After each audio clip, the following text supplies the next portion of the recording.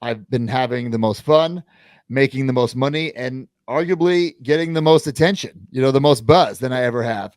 But of course, when Chelsea's wrestling at MSG, I get a little jealous. Of course, I wish I had a WrestleMania moment again. Even a couple months ago, doing AEW with Adam Copeland. And hey, that arena was packed. I was there. That hard camps, I was packed too. And I miss something like that. You think I want to wrestle in LA in the Ukrainian Cultural Center? No, I want to be the Staples Center, right? But right now, I'm just, whatever I have control over, I'm just dominating it, or at least trying to. How do you evolve that over time? How do you say, okay, this was working when I started on my own, it's not working anymore? What kind of metrics, what kind of things are you looking at where you go, okay, let's switch this up now, let's add this to it? Well, yeah, even if you look at me from day one of getting released to now, I'm always changing it up, whether it be, the Deathmatch King, the indie guy, just always changing things up, and not everything's going to work. I'm going to throw something against the wall, and sometimes it's not going to stick, and that's fine. You pivot, you adjust, and that's how you learn, is by failure. But right now, everything's in my hands. In WWE, towards the end, I felt like there's only so many things I can control, and that's fine. Right. I say this all the time. Like in WWE, you can control your attitude, your physique, and your gear. You know what I'm saying? That's about it. Just always be ready to show up. And that's how Always Ready got started, was just always be ready. Right. But now I can control everything. And listen, sometimes it's overwhelming. My brain doesn't stop. My job doesn't stop. From the time I wake up to the time I go to bed, I am doing something work related, but my work is pro wrestling, talking about pro wrestling figures and making pro wrestling figures. Is it really work?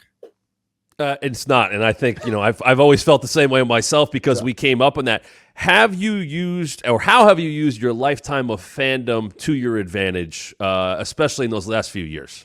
Well, I knew when I got released, I was not just going to be, and listen, I love the Honky Tonk Man. Okay. This is not an insult to the Honky Tonk Man, but this was not going to be my Honky Tonk Man run, where I do the same old shit, the same old game, and it's working for him. Hey, he doesn't bump on his finish, brother. That's good. And you should see his prices at the conventions, and they're selling, right? But I knew that this was going to be my, let's call it my Hollywood Hogan era.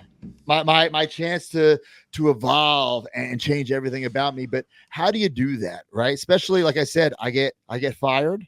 There's nowhere to go. There's no indies. It's the middle of the pandemic. I tried AEW. Blessing in disguise, it didn't work out, right? It didn't work out. I had a cup of coffee there. And I knew once the world opened up, I couldn't just be Zack Ryder called Matt Cardona. You know what I'm saying? Right. And even at the end of my WWE run, like, I dropped the headband, the glasses, the woo. I was just like a guy, which I knew kind of sucked, but without the company investing, storyline time, TV time, it was hard to get anything over. So now I knew, okay, this is my chance. And when I got approached to do the death match in GCW, hey, my knee-jerk reaction was absolutely not. There's no way I'm wrestling this drug addict criminal who is just on dark side of the ring. There's no way. And then I took a step back. I said, you know what? People are going to talk about this match. People are going to want to watch Zack Ryder getting carved up by Nick Gage. And that match, it changed my career and it changed my life. Were you, what was your, were you scared? Scared. Honestly, this is no joke. Scared to death. Because you can't practice it. You can't get ready for it. I thought they were going to I thought there's a good chance they might murder me in this ring to get like buzz for this Nick Gage guy. I'm not joking one bit. Did you look back on that Arquette match and get worried because of what happened there? Of course. And he was just featured on Dark Side of the Ring. So he was like the talk. Like I was legit scared, but I knew I had to do it. I had to do it. And I couldn't just like dip my toe in.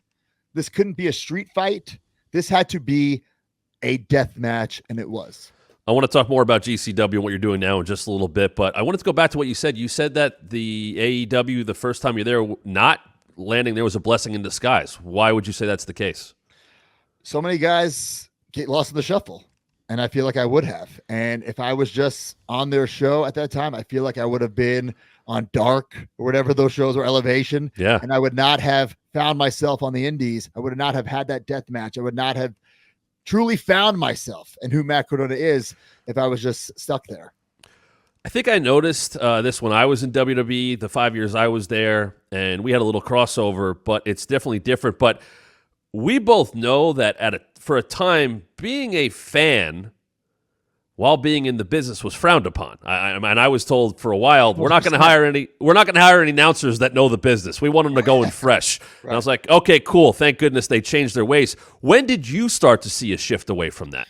Man, I'd say probably around the time of my YouTube show. Because listen, when I debuted on the roster, I think I'm 22 years old. It's 2007. There's guys like Undertaker, JBL, Hardcore Holly. You know what I'm saying? I couldn't have walked into the locker room and said, hey, Bob, I just got your new Jax figure. They would have shit in my Target bag and thrown me out of the locker room. But different time, different era. And I don't blame those guys, right? They didn't grow up chasing the ice cream man for those ice cream bars. You know, they didn't grow up wrestling their wrestling buddies or playing with their wrestling figures or playing the video games. So I would say around the time I started that YouTube show, the thing started to shift. What do you think about Undertaker doing YouTube face now on a weekly basis? I love it. It's so great. And I think it's so great that guys are able to, you know, pay tribute to their favorites wearing their gear.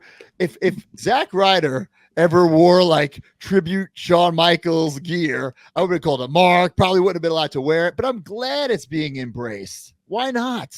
We're all fans. I think being a fan should be celebrated. Absolutely. Also get you booked on WrestleMania this year, so that works out too. If you ask Gargano and Ciampa. You mentioned some stuff not working, and you try some stuff out. Has there been a piece of merch or an idea that you've really wanted to come to fruition that just it flopped, or you just haven't been able to pull it off yet? All right, so I'm gonna give you my my bookends of merch on the Indies so far. Something that did a lot of money, a lot of business for me, and something I thought would, but totally flopped.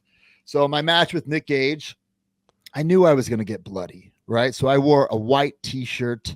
I'm sure there's going to be a couple sprinkles of blood on it. This thing turned maroon.